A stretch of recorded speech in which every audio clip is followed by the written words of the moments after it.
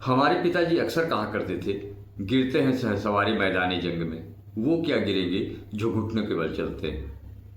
तो जो मेहनत करता है उसे दो ही चीज़ प्राप्त होती है, या सफलता या फिर असफलता। अगर सफलता प्राप्त होती है तो उसकी मेहनत को दर्शाती है, और अगर असफलता प्राप्त होती है तो वो ये दर्शाती है कि मेहनत में कहीं ना कहीं कुछ ना कुछ कमी रह गई है।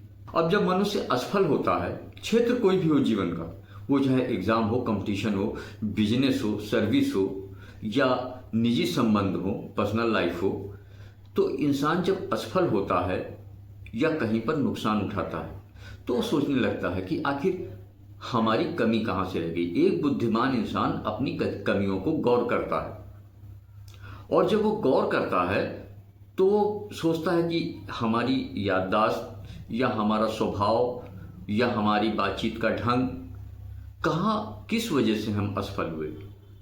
वहाँ पर मैं ये कहना चाहूँगा कि सारी बातें भूल जाओ, बस एक सूत्र पकड़ लो, हमारे विचार।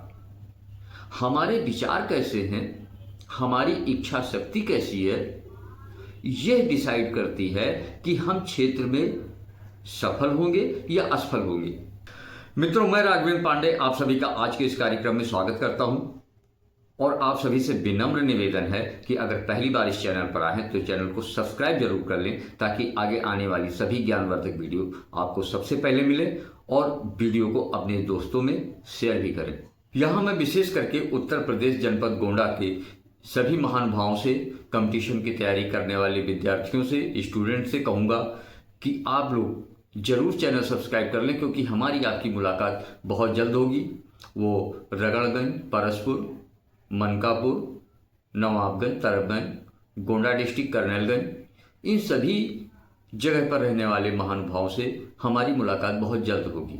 तो आइए मित्रों, इस चर्चा को आगे बढ़ाते हैं।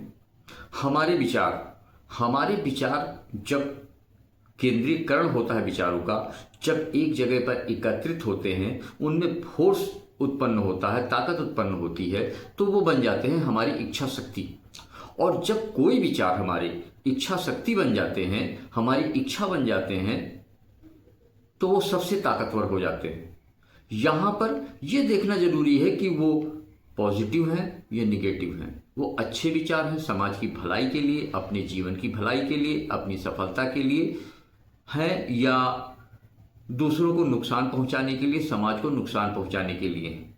अगर ऐसे विचार हैं जो निगेटिव हैं, उनको तत्काल रोक देना चाहिए, और जो पॉजिटिव थॉट हैं, हमारे पॉजिटिव विचार हैं, उनको आगे बढ़ाना चाहिए। तो जब हमारे विचार इच्छा शक्ति का रूप ले लेते हैं तो वो बहुत बलवती हो जाते हैं, उनमें काफ़ी पावर, काफ़ी ताकत आ जाती है। और जब वो विचार हमारी इच्छा शक्ति बन जाते हैं, पावरफुल बन जाते हैं, उनमें इतनी ताकत आ जाती है कि हम जिस कार्य को संपन्न करना चाहते हैं, जिस कार्य में सफल होना चाहते हैं, पूरे यूनिवर्स में कोई ताकत ऐसी नहीं है जो आपके सफलता के मार्ग में बाधक बन सके।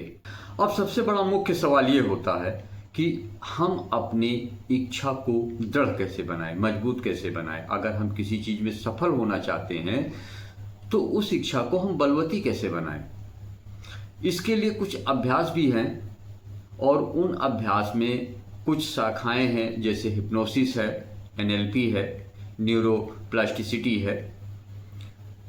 ये सब शाखाएं हैं कि अगर इनका सहारा लिया जाए तो हम अपने जीवन की उन इच्छाओं को पूरी तरीके से दृढ़, पूरी तरीके से बलवती बना सकते हैं। यहाँ पर मैं आपको बताना चाहूँगा कि ये जितने शाखाएं हैं, जितने मेथड हैं अपनी इच्छा शक्ति को बलवती बनाने की, वो चाहे हिप्नोसिस हो, एनएलपी हो या न्यूरोप्लास्टिसिटी हो, ये सब निकली हैं, इनकी जननी है सांदीपनी एक्सरसाइज, और ये सब उसी की शाखाएं हैं।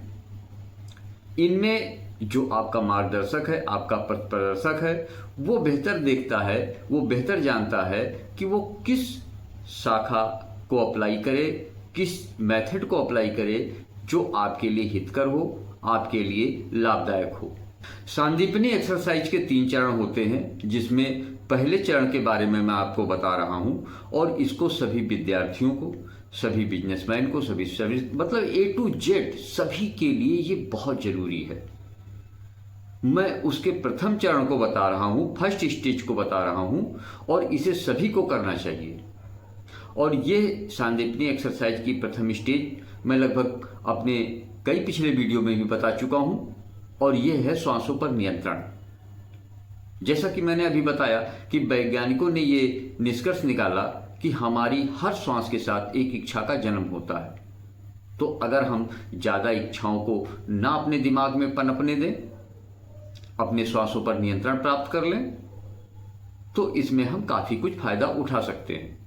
सांदीपनी एक्सरसाइज की प्रथम स्टेज उसको करने के लिए, उस एक्सरसाइज को करने के लिए करना आपको ये है कि सुबह जब आप नित्य क्रिया से निवृत्त हो लेते हैं, फ्रेश हो जाते हैं, उसके बाद में आराम से जैसे बिस्तर पे लेट जाइए सीधे, और पूरे शरीर को बिल्कुल ढीला छोड़ दीजिए। कोई विचार मन में न लाएं। उसके बाद आराम से जितना सांस अंदर भर सकते हैं, मतलब पेट आपका फूलना चाहिए। वैसे हम लोग गलती क्या करते हैं कि हम लोग या तो कंठ तक यानी गले तक, और या फिर अपने सीने तक ही सांस लेते हैं। सांस हमेशा पेट तक लेना चाहिए।